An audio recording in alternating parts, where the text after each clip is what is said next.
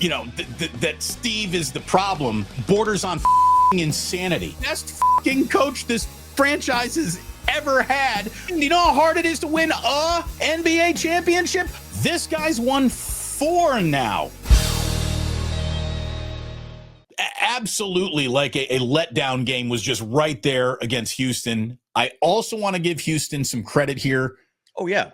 They're better than I thought they were, Cyrus. Like I am the Shaquille O'Neal. Like I was not familiar with your game meme right now. When I look at the Rockets, they got some players, man. They got some players, and their decision to buy into what their head coach was selling and play some of the best man-to-man defense against Steph Curry I have seen any team play. They bottled Curry up to the point where we had 3 points in that game. Look, the Warriors are going to lose a lot of games where Steph Curry is held to 3 points. I think that your concerns are legitimate. The Rockets have that one. There are 2 things that upset the Warriors: youthful enthusiasm and length. And the Rockets got a little bit of both. Oh, yeah, big time. So, maybe that's a bad matchup for them. You're a guy who watched Steve Kerr become the winningest coach in the history of this franchise, bring it to a place that it's never been before, become the winningest coach in the history of this franchise, and you still doubt the shit out of him. I understand. That's who you are. That's. Well, here's the thing. That's just real quick, just to add a caveat here. It's because of Steph, dude. Because like if you go back to the Olympics last year, I dug into the database of 2018, dude. This is how far back I go. In the Western Conference Finals, when the Warriors and the Rockets played a grueling 7-game series that shouldn't have gone 7 games in the first place. I went back into those box scores because I wanted to make sure my memory was correct that far back in terms of the lunacy of the lineups. And this is why I guess I just don't have faith in Kerr like a lot of people do. JaVale McGee, who was the 4 championships, has proven nothing. He's still on week 1 probation. Because look, for 4 championships doesn't impress me like a lot of people. We grew up with 11 from Phil. Greg Popovich got 5. Pat Riley got 5. All right, okay. If your 4 championships doesn't impress me, guy, I don't know if we can talk anymore.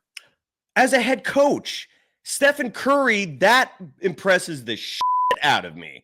Steve Kerr, I mean, look, we just saw how owners view coaches this last month. They don't value the league is right now. They don't care about coaches, man. Wonderful. Owners don't care about coaches. We just saw what happened to Mike Malone. We saw what happened to Taylor Jenkins. The biggest power of a head coach are the minutes he gives to the players he plays, by far. So, and if a coach is screwing that up, that's where I'm going to look at it. Something. The Warriors had Kevin Durant to go along with Clay, Steph, and Dre. 2 of those 4 championships were with that. That's why I'm not that impressed, brother. It's you look at the last 5 now going on 6 years. How many championships has Kevin Durant won without the Golden State Warriors? Well, again, that's a testament to Steph, to me, far more than Steve Kerr. I mean, Steve Kerr also did not impress KD. KD did not give a shit about Steve Kerr, the head coach. Right. It's almost like one guy doesn't know what real leadership is, and one guy walks away from it. And Kevin Durant doesn't know how to be around a quality father figure who knows the right way to do it, right? I mean, like, don't put that on Kerr. Like, if Steve Kerr wasn't impressed with Kevin, or Kevin Durant wasn't impressed with Steve Kerr, like, that's another flaw in Kevin Durant's legacy, isn't it? But it doesn't help that Steve Kerr couldn't appease one of his biggest superstors and convince him to stay. I mean, that's not exactly a positive on the resume either. It was not. I'm not blaming him, but I'm not saying that's a necessarily a green check mark either. All I'm saying is going back to 2018 to those Western Conference Finals, this is a team that had JaVale McGee on their bench. This is a team that had Zaza Pachulia, granted at the tail end of his career, but he was on the bench. David West was on the bench. And you look at the minutes in that series, and the reason why that series went to 7 games instead of being over in 5 or 6 like it should have is because Steve Kerr kept giving minutes to Nick Young and Quinn Cook over those bigs. Clint Capella and PJ Tucker were eating the Warriors alive. Andre Iguodala, when he got hurt, that really screwed things up. That's where you would have expected going back to 2018. Wait. Are you you're complaining about postseason series that the Warriors won? Barely. In the same way that I'm not going to sit here and pretend Steve Kerr is why Team USA beat Serbia in the Olympics. That was all Steph. Are you going to give Steve Kerr credit for that game? for that semifinal game. My point is Stephen Curry has made Steve Kerr look damn good. Right. And his rotation every single superstar has made his head coach look good. You know how much Kobe Bryant, Shaquille O'Neal make Phil Jordan or Phil Jackson look a little bit more, he knows more than he really does. Michael Jordan made Phil Jackson's reputation a pretty decent thing. Hakeem Olajuwon made Rudy Tomjanovich a champion, not the other way around. I'm not here to tell you that Rudy T couldn't coach before or after he met Hakeem. I just think that your direct correlation with, that Steve is the problem borders on insanity.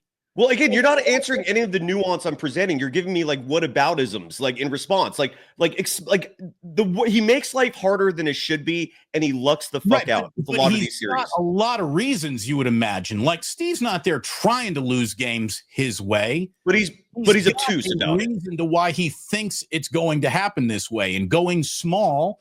Not to quickly go back through my mental Rolodex, going small and playing smaller guys in this postseason series that they won anyways is kind of their style and what they do.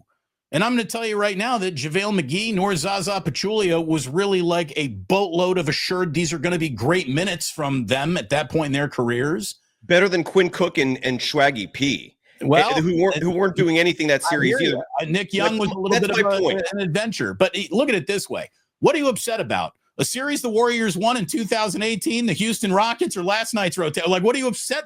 I'm upset. I'm glad you asked that. I'm glad you asked that. Best fucking coach this franchise has ever had, who his most important players believe he is, the man who sets the tone for the entire organization. Until they leave. And then you never hear anybody giving him praise afterwards. But my point is, the entire reason why I care so much is because of Steph. Because I care about Stephen Curry's legacy. He's such a good player. He's such a once-in-a-generation player that anything less than 5 championships on his resume, when all said and done, to me will be a crime. It's also why...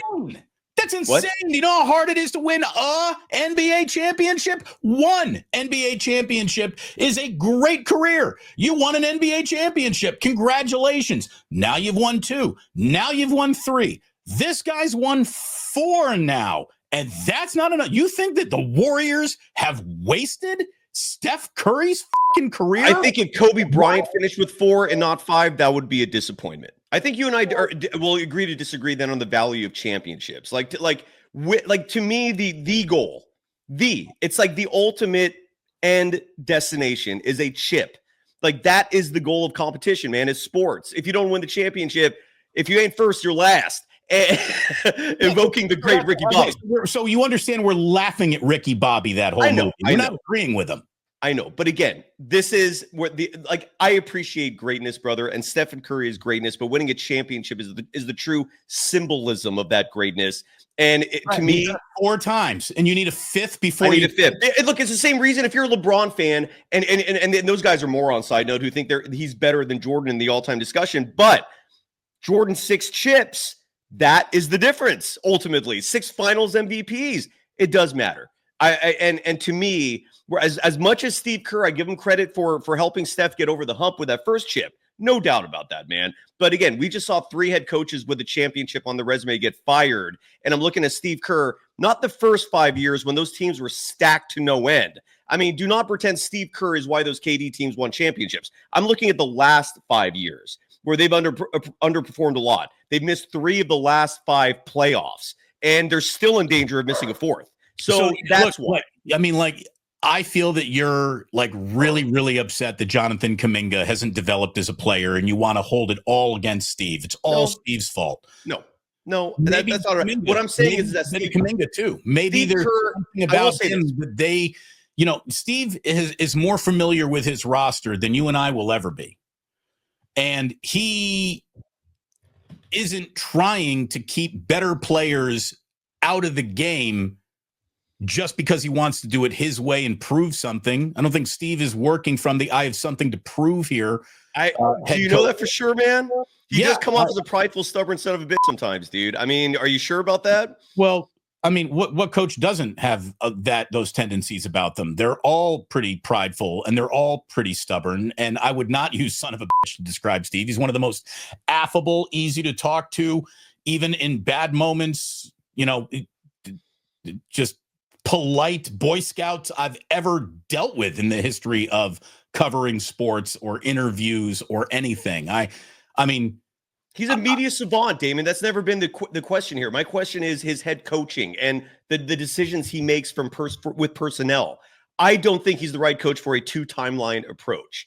This is where he's failed. He was tasked with a 2-timeline approach. You can criticize ownership for deciding to do that. That's what they did. And Steve Kerr has not adapted. Brandon Podziemski could be the exception to that. After 10 years, he might be the first player who has ever developed properly under Steve Kerr, to be determined. We've only seen a 2-week sample size where it's been consistent. But again, that's just my take on it, man. And I'm really worried. Damon. And I'm not attacking Steve Kerr as a person. This is him as a head coach. And I'm really worried that this Warriors team right now, I am confident they can win the championship. I guarantee it. If we don't see that 3-person lineup out there, that is their kryptonite, Damon. And the Warriors are not going to be winning an NBA championship this year, or probably any other year of Steph Curry's career. These things do run out. It's probably not going to happen. So just prepare yourself for that. I mean, I don't know why you feel that way right now. The Warriors are one of the best teams in the NBA at this point. Who do you think is going to beat them in the postseason? Any team that is smaller, younger, or doesn't experience the single injury that could absolutely throw the Warriors right out the door. I mean, the Warriors, it's all held on by the smallest of threads. Well, and Steph or which player are you looking at specifically? Jimmy Butler, Draymond Green. I mean, I'll tell you, the single best thing about that blowout win last night over the Suns is that Curry, Draymond, and Jimmy all played under 26 minutes. I'm going to tell you right now, I would rather those guys be healthy and rested going into the postseason than any seed bothers me. That's true. I mean, I'd almost rather get to the play-in tournament with them rested than to go into the postseason tired. Thanks for watching. Tune into the Damon Bruce Show live on YouTube every weekday at 2 p.m. Eastern, 11 a.m. Pacific.